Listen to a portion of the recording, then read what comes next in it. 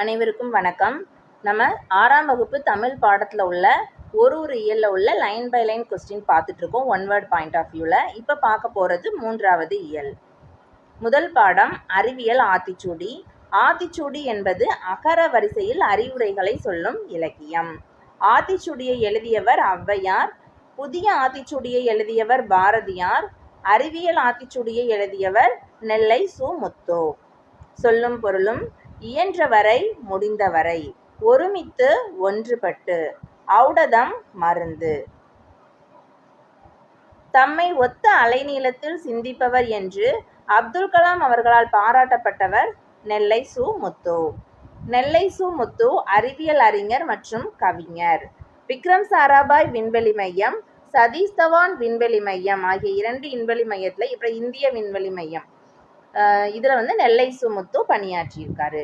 Book back question. சரியான விடையை தேர்ந்தெடுத்து எழுதுக. உடல் நோய்க்கு ஔடதம் தேவை. ஔடதம்னா மருந்து. உடல் நோய்க்கு ஔடதம் தேவை. நண்பர்களுடன் ஒருமித்து விளையாடு. கண்டறி கண்டு கூட்டல் அறி. ஓய்வர ஓய்வு கூட்டல் அற. ஏனென்று ஏன் கூட்டல் என்று ஏனென்று. ஔடதம் கூட்டல் ஆம் ஔடதமாம். எதிர்ச்சொல்: அணுகு விலகு, ஐயம் தெளிவு, ஊக்கம் சோர்வு, உண்மை பொய்மை. 2வது பாடம் அறிவியலால் ஆள்வோம். வானை அளப்போம், கடல் மீனை அளப்போம், சந்திர மண்டலத்தியல் கண்டு தெளிவோம், சந்தி திருப்பெருக்கும் சாத்திரம் கற்போம் என்ற பாடலை பாடியவர் பாரதியார்.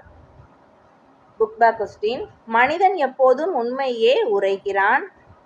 ஆழக்கடல் ஆழம் கூட்டல் கடல், விண்வெளி விண் கூட்டல் வெளி, நீளம் கூட்டல் வான் நீலவான், இல்லாது கூட்டல் இயங்கும் இல்லாதியங்கும்.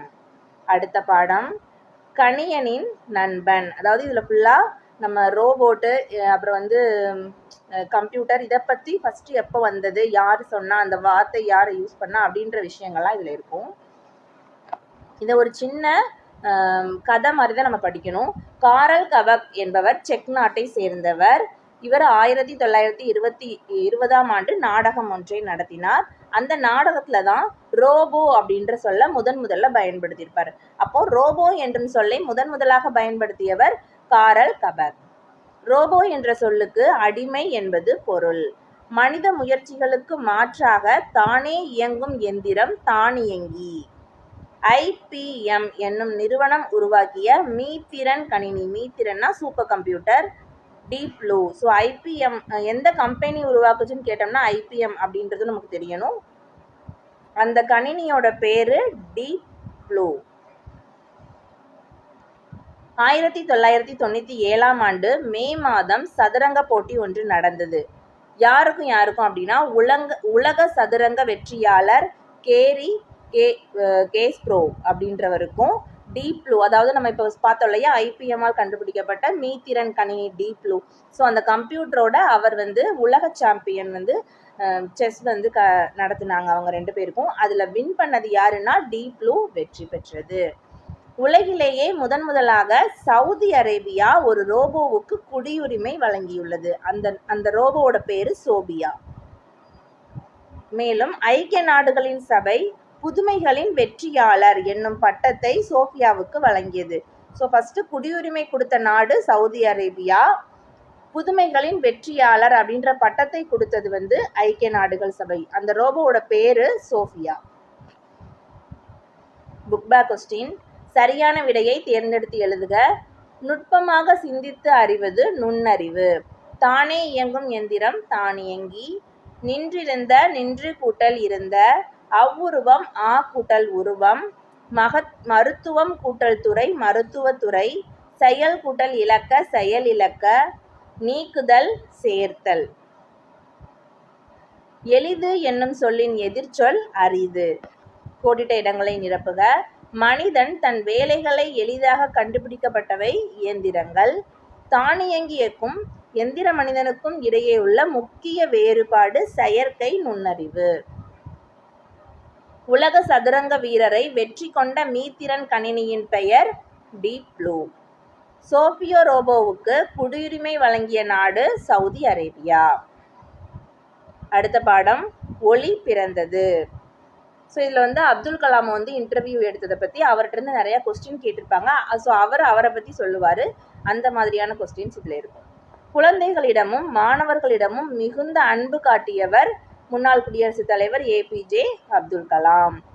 தமிழில் திருக்குறள் என்ற நூல் தான் அப்துல் கலாமுக்கு மிக பிடித்தமான நூல்.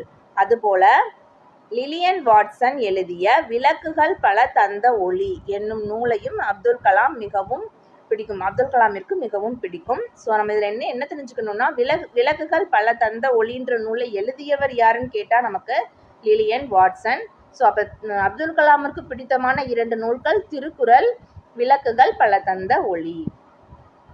கார்பன் இலையை கொண்டு 300 கிராம் எடையில் செயற்கை கால்கள் உருவாக்கப்பட்டன. ஸோ யாருக்காக அப்படின்னா போலியோவால் பாதிக்கப்பட்டவர்களுக்கு. இவங்க வந்து அதாவது கால் வந்து ஊனமுற்றவங்களா இருப்பாங்க இல்லையா, அவங்களுக்கு வந்து ஒரு 3 கிலோ எடையுள்ள அந்த செயற்கை கால்கள் தான் பொருத்தியிருப்பாங்க. அதை பார்த்த அப்துல் கலாம் வந்து அதை தூக்கிட்டு போகிறதுக்கே அவங்களுக்கு ரொம்ப கஷ்டம் அப்படின்னு சொல்லிட்டு 300 கிராம் எடையில வந்து இவர் வந்து ஒரு கார்பன் இலையை வச்சு ஒரு செயற்கை கால் வந்து உருவாக்கி இருப்பாரு. யாருக்காகனா போலியோவால் பாதிக்கப்பட்டவர்களுக்கு. அடுத்து இலக்கணம். மொழி முதல் இறுதி எழுத்துக்கள். இது ஒன்றுமே கிடையாது. இப்போ நம்ம தமிழ் எழுத்துக்கள் இருக்கு இல்லையா, நம்ம உயிர் எழுத்துக்கள், மெய் எழுத்துக்கள். இதில் மொழி முதல்னா ஒரு வார்த்தையோட முதல் எழுத்தா சில எழுத்துக்கள் வரும் வராது அப்படின்ட்டு இருக்கு. அது மாதிரி இறுதியாக முடியும் போது சில எழுத்துக்கள் வரும் வராதுன்னு இருக்கு. அது என்ன எழுத்துக்கள் அப்படின்னு பார்க்கலாம். ஃபர்ஸ்ட் மொழி இறுதியாகாத எழுத்துக்கள். ஸோ மொழி இறுதியில் சில எழுத்துக்கள் வராது. அது என்ன எழுத்துக்கள்னா உயிர் எழுத்துக்கள். ஸோ ஆ இ ஊலாம் இருக்கு இல்லையா, இது வந்து கடைசியாக முடியும் போது உயிர் எழுத்துக்கள் ஒரு வார்த்தையோட எண்டிங் லெட்டரா முடியாது. அப்புறம் ஆயுத எழுத்தும் அதே மாதிரி முடியாது. நமக்கு தெரியும் ஆயுத எழுத்து வந்து நடுவில் மட்டும்தான் வரும். ஆயுத எழுத்துக்கு முன்னாடி ஒரு உயிர் எழுத்தும் ஆயுத எழுத்துக்கு பின்னாடி ஒரு வல்லின உயிர்மை எழுத்து மட்டும்தான் வரும். ஸோ ஆயுத எழுத்து கண்டிப்பாக ஒரு வார்த்தையோட எண்டிங்கில் வராது. அப்புறம் இக், இச், இங்கு, இட்டு, இத்து, இப்பு, இர் ஆகிய 7 மெய்யெழுத்துக்கள் வராது. அப்போ மிச்சம் இருக்கிற எழுத்துக்கள் எல்லாமே வரும் அப்படின்னு நம்ம படிக்கணும். அடுத்து ஞா, கா, ரா உயிர்மை வரிசை. ஸோ இந்த எல்லா இப்போ ஞானா ஞா ஞா ஞீ ஞீ ஞோ ஞோ, அப்புறம் காக்கா கீக்கி, இது எல்லாமே அது மாதிரி இந்த 3 வரிசைகளும் கடைசியில் வராது. இப்போ நம்ம பார்த்தது மொழி இறுதி ஆகாத எழுத்துக்கள். இப்போ அடுத்து வந்து மொழி இறுதியில் வரக்கூடிய எழுத்துக்கள் பார்த்துடலாம். உயிரெழுத்து 12 மெய்யுடன் உயிர்மையாக இது இறுதியாக வரும். அதாவது உயிரெழுத்து வராது, ஆனால் உயிர்மை எழுத்தாக சேர்ந்து வரும். இப்போ வந்து கு அப்படின்றது, அப்புறம் கே அப்படின்றது, அந்த மாதிரி அந்த உயிர்மை எழுத்தாக இந்த உயிரெழுத்துக்கள் வரலாம். அடுத்து வந்து ஞா, நா, நா, மா, யா, இர், எல், எவ், எல், இல், என். ஸோ இந்த 11 மெய்யெழுத்துக்களும் இறுதி எழுத்தா வரும். ஸோ அப்போ 7 எழுத்துக்கள் வராதுன்னு படிச்சிட்டோமா, மிச்சம் இருக்கிற 11 மெய்யெழுத்துக்கள் வரும்.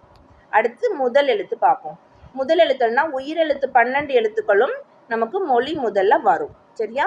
அடுத்து கா, சா, தா, பா, மா இதில் உள்ள எல்லா உயிர்மை எழுத்தும், அதாவது கா வரிசை, சா வரிசையில் எல்லா எழுத்துக்களும் வரும். அடுத்து ஞா, ஞா, யா, வா இதில் சில உயிர்மை எழுத்துக்கள், அதோட வரிசையில் சில உயிர்மை எழுத்துக்கள் வரலாம். அப்புறம் ஞா வரிசை இருக்கு இல்லையா, அந்த ஞா வரிசையில் என்னது வரும்னு கொடுத்துருக்காங்க. ஞா, ஞா, ஞே, ஞோ. ஸோ இந்த 4 மட்டும்தான். அதே மாதிரி யா வரிசையில் பார்க்கும்போது யா, யா, யூ, யூ, யோ, யவ் இந்த எழுத்துக்கள் மட்டும்தான் முதல் எழுத்தாக வர சான்சஸ் இருக்குது. ஏன்னா இது எதுக்காக இது 2 மட்டும் தனியாக கொடுத்துருக்குறாங்க அப்படின்னா, நமக்கு வந்து ஒரு 1 வேர்டில் இதை கொடுத்தேவும் இந்த எழுத்துக்கள் மொழி முதல்ல வருமா வராதான்னு கொஸ்டின் கேட்டிருக்காங்க இதுக்கு முன்னாடி. ஸோ அதுக்காக தான் இது 2ஐயும் தனியாகவே கொடுத்துருக்காங்க. அடுத்து மொழிக்கு முதலில் வராத எழுத்துக்கள். நமக்கு தெரியும் மெய்யெழுத்துக்கள் 18மே மொழிக்கு முதல்ல வராது. அது மாதிரி ஆயுத எழுத்தும் மொழிக்கு முதல்ல வராது. இந்த 4 பார்த்தோம் இல்லையா. ஸோ இதில் வந்து என்ன சொன்னோம், சில எழுத்துக்கள் மொழிக்கு முதலில் வரும் பார்த்தோமா, அப்போ சில எழுத்துக்கள் மொழிக்கு முதல்ல வராது. ஸோ இதுதான். ஸோ இதை நல்லா ஸ்க்ரீன்ஷாட் எடுத்து வச்சுக்கோங்க, இல்லை நீங்கள் எழுதி வச்சுக்கோங்க. இது கண்டிப்பாக இதுலேருந்து ஒரு கொஸ்டின் வரும். அடுத்து நமக்கு புக் பேக்கில் பயிற்சி வினாக்களில் சில 1 வேர்டு கொடுத்துருந்தாங்க. அதில் இருந்து ராமன் விளைவை கண்டறிந்தவர் சர் சி.வி. ராமன். ராமன் அவர்களுக்கு நோபல் பரிசை பெற்றுத்தந்த கேள்வி, கடல் நீர் ஏன் நீல நிறமாக காட்சியளிக்கிறது? பிப்ரவரி 28ஆம் நாள் ராமன் விளைவு என்னும் தனது கண்டுபிடிப்பை வெளியிட்டார் சர் சி.வி. ராமன். ஸோ அந்த நாள் தான் நமக்கு தேசிய அறிவியல் நாளாக கொண்டாடப்படுகிறது. அப்போ பிப்ரவரி 28 தேசிய அறிவியல் நாள். அப்துல் கலாமின் சுயசரிதை நூல் அக்னி சிறகுகள். சிந்தித்து செயல்படும் தானியங்கி எந்திர மனிதன் ரோபோ. எந்திர மனிதனுக்கு குடியுரிமை வழங்கிய நாடு சவுதி அரேபியா. ஆராய்ச்சி என்பதை குறிக்கும் சொல் ஆய்வு. சதுரங்க போட்டியில் டீப் ப்ளூ வெற்றி பெற்றது. ஸோ சரி, இப்போ இதில் போட்டின்றது வேண்டாம், டீப் ப்ளூ அப்படின்றது நம்மளோட ஆன்சராக எடுத்துக்கலாம். மருந்து என்னும் பொருள் தரும் சொல் ஔடதம். ரோபோ என்னும் சொல்லின் பொருள் அடிமை. அகர வரிசையில் அமையும் இலக்கியம் ஆத்திச்சூடி. புதுமைகளின் வெற்றியாளர் என்னும் பட்டத்தை பெற்ற எந்திர மனிதன் சோஃபியா. இந்தியா செலுத்திய ஏவுகணை அக்னி. தானாக செயல்படும் எந்திரம் தானியங்கி. அப்துல் கலாம் வகித்த பதவி குடியரசுத் தலைவர்.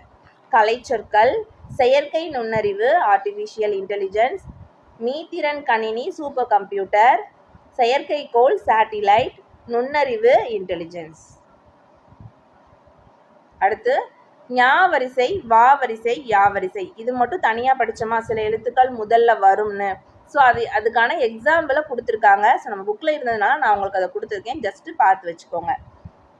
ஸோ இதை ஸ்க்ரீன்ஷாட் எடுத்து இதை ஜஸ்ட் இந்த என்னென்ன எழுத்துக்கள் அதோட பொருளும் பார்த்து வச்சுக்கோங்க. தனியாக நமக்கு இது புக்கில் கொடுத்துருக்கிறதுனால நமக்கு தனியாக இப்போ யூ அப்படின்னு போட்டு இதோட பொருள் அப்படின்னு கேட்டாங்கன்னா நமக்கு யுத்தம் அப்படின்னு தெரியணும். அதனால ஸோ அவ்வளோதான். நம்ம 6ஆம் வகுப்பு 3வது இயலில் உள்ள எல்லா பாடமும் line by line question answer பார்த்தாச்சு. அடுத்த பகுதியில் நமக்கு 4வது பாடம், அதாவது பருவம் 2ல் உள்ள முதல் பாடம் நம்ம பார்க்கலாம். ஓகே, இந்த வீடியோ ரொம்பவே யூஸ்ஃபுல்லாக இருந்திருக்குன்னு நினைக்கிறேன். தேங்க்யூ.